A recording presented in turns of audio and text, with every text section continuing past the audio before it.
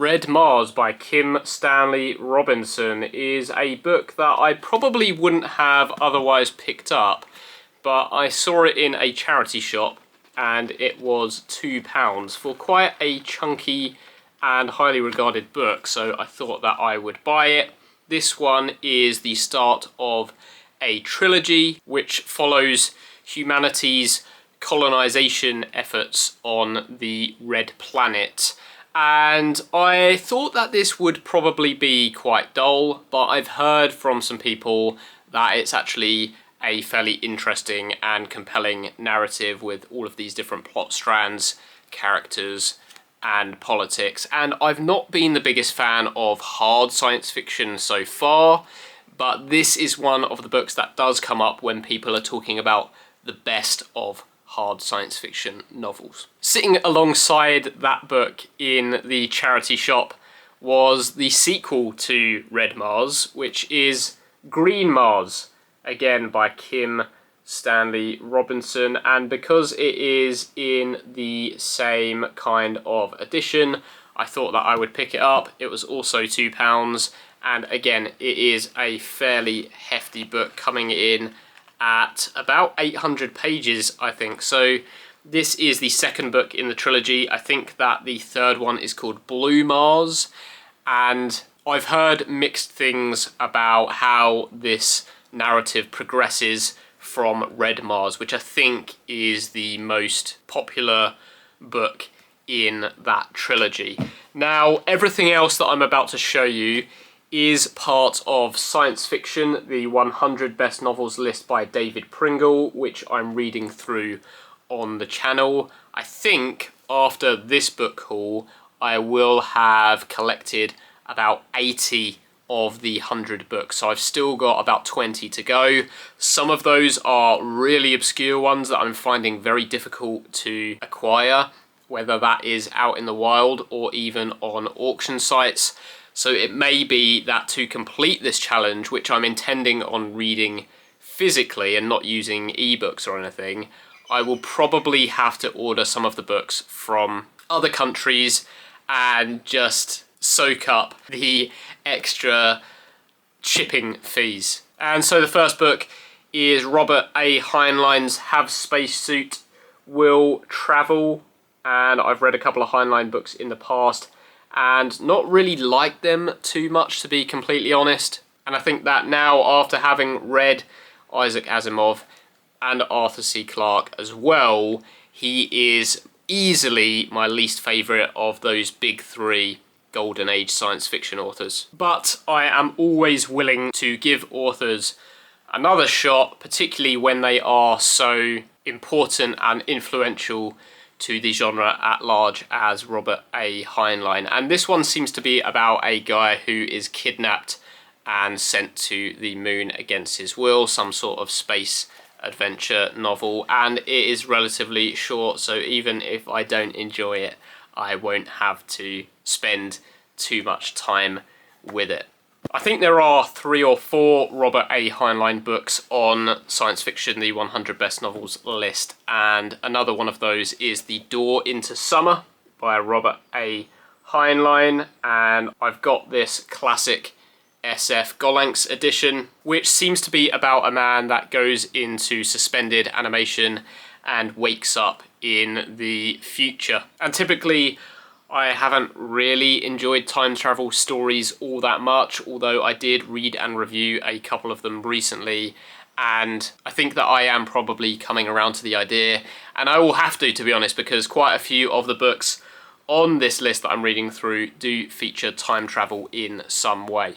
Next up is The Alteration by Kingsley Amis, which features a cover that reminded me a little bit of the classic horror film The Omen, and this one is an alternate history novel where Catholicism is the dominant religion in the world and scientific advancement is outlawed. There are a few alternate history novels on this list. I've read 1 or 2 of them already, but there are a few that I am quite excited to get to because they are some of the most revered books on the list. Next up is a post-apocalyptic novel, I think, called Walk to the End of the World by Susie McKee Charnas. And this one is about a world where a devastating event called the Wasting has come about, and it seems to be some kind of feminist narrative. This particular edition, this women's press edition, actually contains mother lines as well, which I think is another novel or novella, so there are 2 books in there. I will probably only read Walk to the End of the World, since it is the book that I need to read as part of this list, but I'll see how I get on. If I do enjoy that one, I might just press on and read Mother Lines as well. If you've read any of this author's work, let me know if you think that that's going to be a worthwhile exercise. But otherwise, this goes in the pile, which is a fairly large pile at this point, of post-apocalyptic books that I have either read or intend to read in the near future. Speaking of post-apocalyptic novels, we've got Alas, Babylon by Pat Frank, which is set in the US after a nuclear holocaust has taken place. And this one is about a community rebuilding, I think, and it's supposedly a little bit more of a pastoral, a little bit more of a light-hearted read than some of the other acclaimed post-apocalyptic works, which can get very dark, they can get very bleak, and they can get very violent. So probably a change of pace there, a change of tone from some of the other post-apocalyptic books that I have been reading, but I've heard really good things about Pat Frank's writing, even if this one doesn't sound like the most exciting narrative in the world.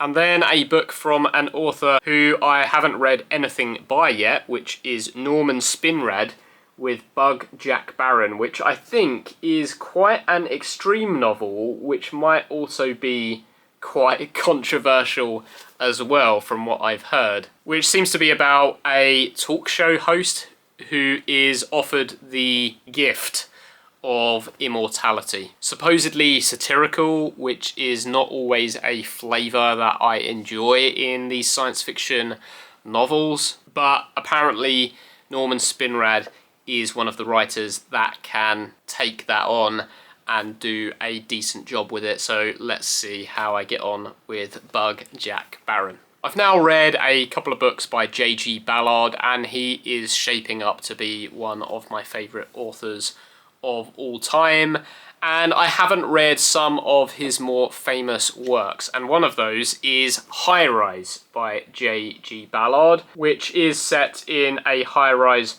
apartment building where the upper class individuals live on the upper levels, and this is a society which descends into chaos and barbarism.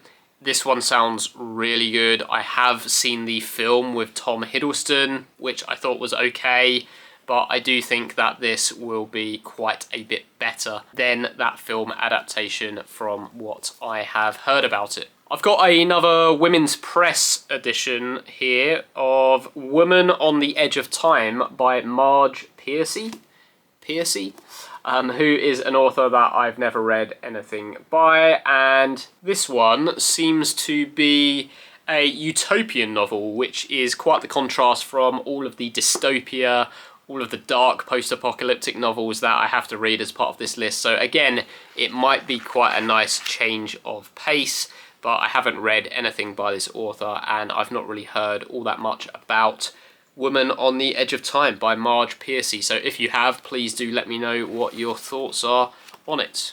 Another post-apocalyptic book then, and one which seems to be quite notorious and potentially quite difficult and challenging in the way that it's written, which is Ridley Walker by Russell Hoban, which I think is following a young boy in a post-apocalyptic wasteland who narrates his story in a very distinct way using some kind of distorted English. I've reached the point personally where I've quite enjoyed taking on some more challenging works within the genre, and this one sounds like it's going to be up there in terms of that level of difficulty. So in a weird way, I am looking forward to reading Ridley Walker. Speaking of challenging and difficult science fiction novels, and also of post-apocalyptic novels, we've got a book that I've actually already finished and I'll be recording a review for shortly, and that is Engine Summer by John Crowley, which I've got this SF Masterworks edition of. And I'm not really going to say all that much about this until my review video, but I thought it was absolutely incredible. But it definitely fits into that kind of challenging mold that I was just talking about a minute ago. It follows a young man recounting his story of his experience in this post-apocalyptic world where some event called the Storm has devastated modern society and technology. It utilizes language in a really interesting and fascinating way and ends up feeling a little bit like a puzzle box of a book, in the same way that something like The Fifth Head of Cerberus does, which I'm going to talk a little bit more about when it comes to that review, so look out for that one shortly. Before I get into the rest of the SF Masterworks that I picked up, actually, I should showcase The Dancers at the End of Time by Michael Moorcock in this really nice edition here with a great piece of cover art. And from what I can tell, this is actually a collection of 3 individual novels or novellas, which feels a little bit like cheating, Mr. Pringle. We've got An Alien Heat, which I think I do own a copy of somewhere, The Hollowlands, and The End of All Songs. I still haven't read any Michael Moorcock books to date. This one does come in at about 700 pages, so probably a little bit daunting there.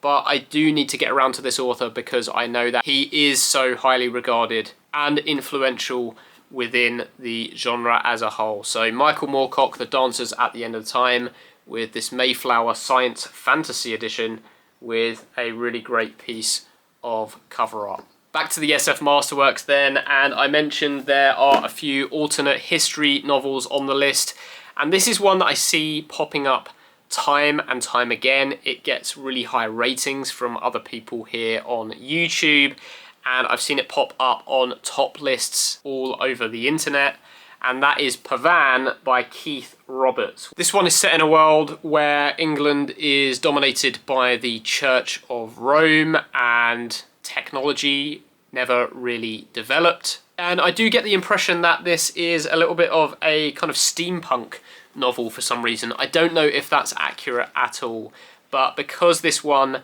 has been so highly regarded, I am really looking forward to reading Pavan by Keith Roberts. An author who I didn't have the best experience with when I read another book of his is Ian Watson, and this one is The Embedding, which seems to be mostly centered around language and communication, and it seems to be 3 individual novellas or stories, and I'm not sure if they are connected in any way, with one of them being set in a British research institute, another one being set in the depths of the Brazilian jungle, and then another one being from the perspective of an alien in Earth's orbit monitoring human civilization. It does sound really interesting. I think even though I didn't like the other Ian Watson book that I've read, I think he was swinging for something a little bit unusual and ambitious,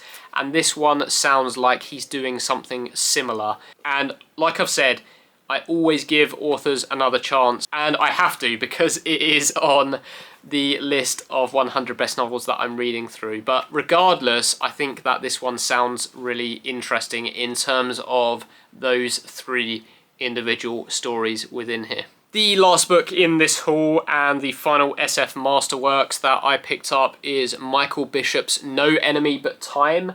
And I've been critical of the SF Masterworks covers in the past, but this is one of the few that I actually quite like. I think it is pretty effective with some gears and cogs and this figure reaching out there, which again is giving me some kind of steampunk vibes, but I'm not sure if that is a totally appropriate assumption. This one is about a man who is sent back 1,000,000 years into the past, who ends up building a new life with a tribe of proto-humans. So again, I'm not always that interested in time travel, but when the time travel is millions of years into the past or the future, that's where it does start to pique my interest a little bit more. So No Enemy But Time by Michael Bishop. Again, Michael Bishop is an author that I've not read anything by, so I am looking forward to trying out a new author and getting into a time travel story that goes beyond what most others seem to be doing. So there you go, a fairly sizable haul of science fiction books today. Some of them are present on Science Fiction, the 100 Best Novels list by David Pringle that I am reading through. If you are interested in following along on my journey through this list and you're not already subscribed, feel free to do so. If you enjoyed this video, there will be more review videos, there will be more rankings, and there will be more hauls. Despite my best efforts to stop buying science fiction books, clearly you can see that is not happening anytime soon, particularly because I've got another 20 or so books from this list that I need to find somehow, whether that is from auction sites or ordering them from other countries. If it comes to it and I can't find a copy of them at all and I need to read them for this challenge, I probably will just find an ebook edition of them. But I really want to have all 100 of them in a physical copy so that when it comes to me doing that retrospective and that ranking of this list, I can showcase all of the books on the camera rather than just putting up an image of the covers on the screen. That's pretty much everything for today. Thank you very much for watching, liking and subscribing. Really appreciate all the feedback and the engagement with the recent videos, which have been doing better than they normally do. So thank you very much, and I'll catch you on the next one.